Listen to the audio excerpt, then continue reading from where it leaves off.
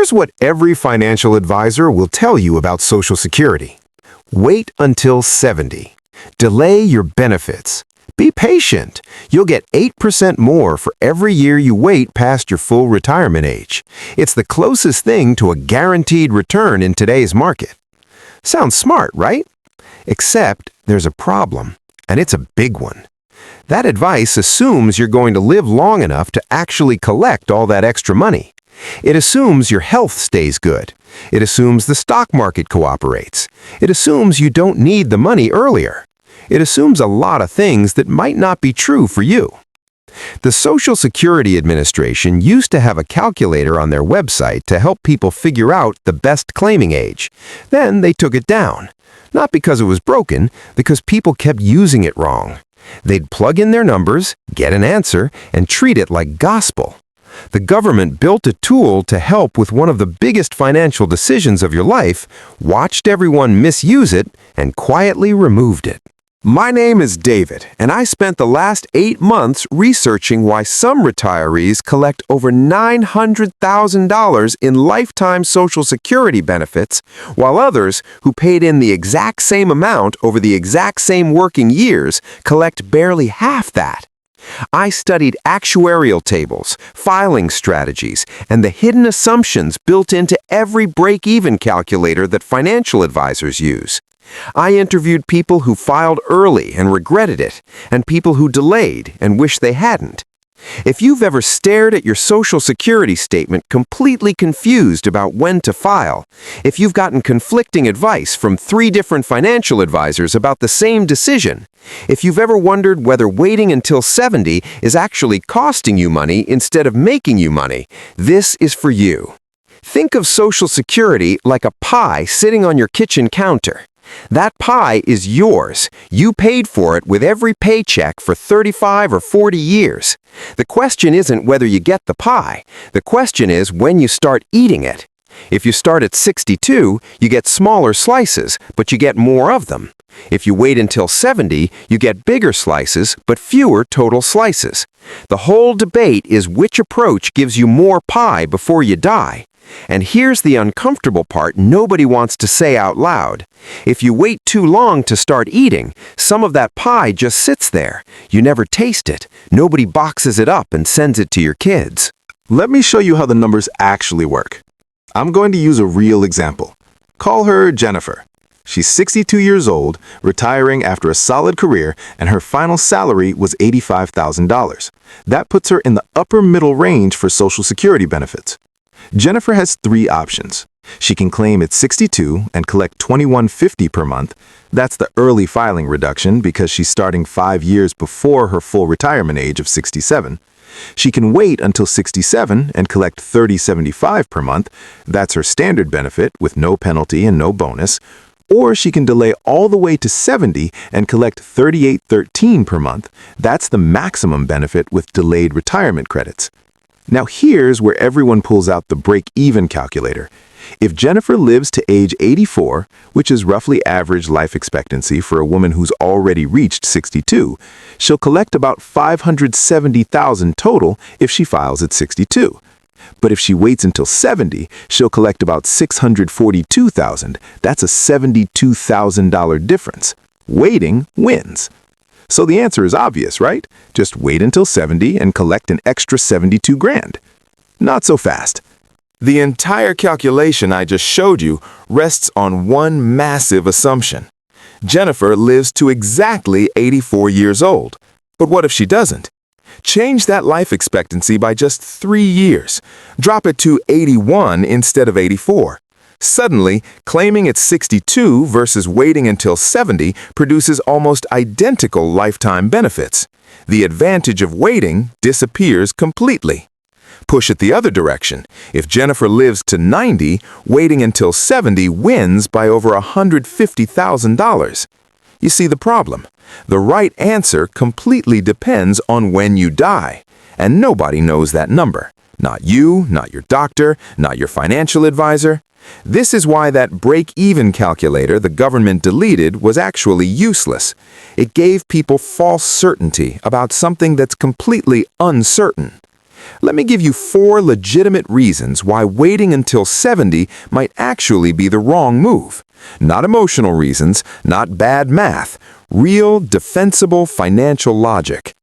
First, you might not live to break even. If your health isn't great, or if everyone in your family dies young, the math changes completely. Your father died at 74. Your grandfather died at 71.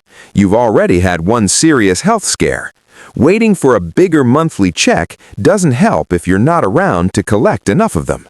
Filing early guarantees you actually get something from a system you paid into for 40 years. If you know the pie might go bad soon, you start eating it now. Second, your money loses spending power as you age. $1 at 62 is not the same as $1 at 80. Research shows retirees go through 3 spending phases. The go-go years from 60 to 75, where you're healthy and active and actually spending money on travel and hobbies. The slow-go years from 75 to 85, where spending drops because you physically can't do as much. And the no-go years after 85, where spending falls off a cliff because you're mostly at home. Getting an extra $1,600 per month at 62 means you can actually use it for the things you retired to do. Hiking, traveling, visiting grandkids. That same money at 80 mostly just piles up because you're not physically able to enjoy it the same way. Third, you might need portfolio protection during market crashes. If you're retired and the stock market drops 40% like it did in 2008 or during COVID, you're in serious trouble. You still need money to live on, which means you're selling stocks at the absolute worst time. You're locking in losses. You're destroying your portfolio's ability to recover. But if you turn on Social Security early, you create a guaranteed income floor. You stop selling stocks when they're down. Your portfolio gets time to recover. Claiming Social Security early during a market crash isn't weakness. It's a defensive move that protects your investments when you need protection most. Fourth, there's the opportunity cost of your own money. If you file at 62 and start collecting $21.50 per month, that's about $25,000 per year.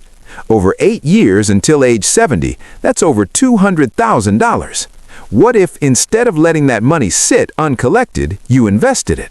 Put that into a basic index fund earning 7% annually, and by age 70, you'd have around $246,000.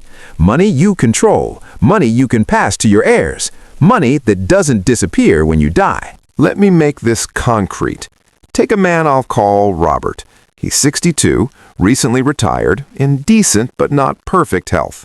His benefit at 62 is $2,200 per month. At 70, it would be $3,850. Robert's financial advisor tells him to wait. Standard advice, maximize the benefit. But Robert's father died at 76. His grandfather died at 74. Robert already has type 2 diabetes and high blood pressure. If Robert waits until 70 and dies at 78, he'll have collected about $370,000 total. If he files at 62 and dies at 78, he'll have collected $422,000. By waiting for the optimal benefit, Robert would leave $52,000 on the table. That's not theoretical. That's the difference between getting your money and not getting your money. Now, to be fair, there are absolutely situations where waiting until 70 is the right move. If you're in excellent health, if longevity runs in your family, if you have a solid pension or other income to live on, and if you don't need the money now, delaying produces significantly better lifetime benefits. That $642,000 versus $570,000 difference is real.